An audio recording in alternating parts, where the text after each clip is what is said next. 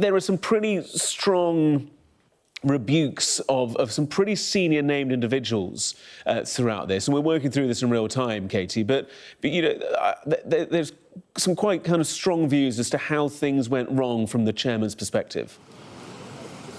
Yeah, and I mean, for them to have tried to defend this edit in particular, I mean, the thing that has enraged people so much over the last few days is how there is any justification for an edit where you take a speech where one section was at the start of the speech and it was sort of sandwiched together with something that was from 15 minutes later in the speech. I mean, with any sort of journalistic newsroom, few would kind of...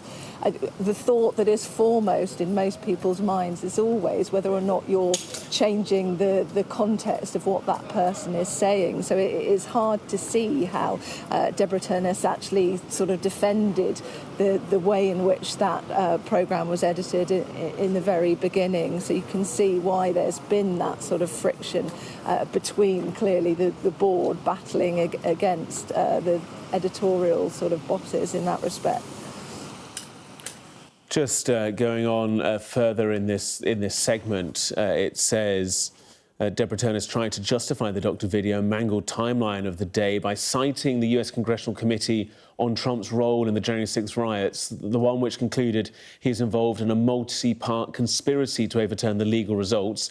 Yet this was a Democrat-packed committee, not an objective source of truth. I can see no justification for editing video clips so that a presidential candidate appears to say something he never did, and this defence did nothing to change my mind. I do urge the board to pay particular attention to this matter. I'm just thinking, how do you think this will be received by the committee, by the MPs, by the parliamentarians who will be receiving and digesting this, by some of them who have been fairly strident in their views about the BBC in recent months? Look, I think it certainly doesn't exactly sort of dampen the heat out of this whole debate, really. Certainly, I think that it does raise a lot more questions. If there are conversations going on at the moment, accusations that the BBC has this issue in terms of bias.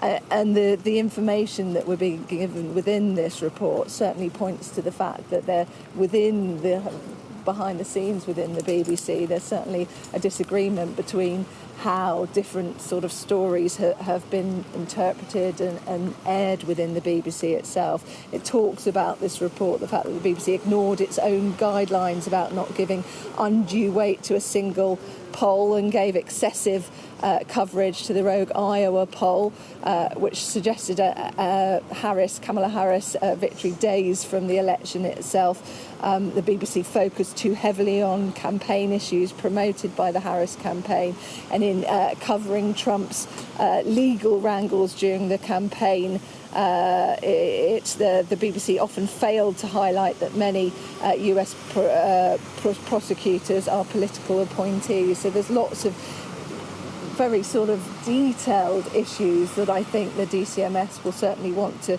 go through, and I think this is will only cause to more sort of it will only cause them to want to actually see someone from the BBC, like the BBC chair, in front of that committee and really offering this explanation in person as to what's gone on.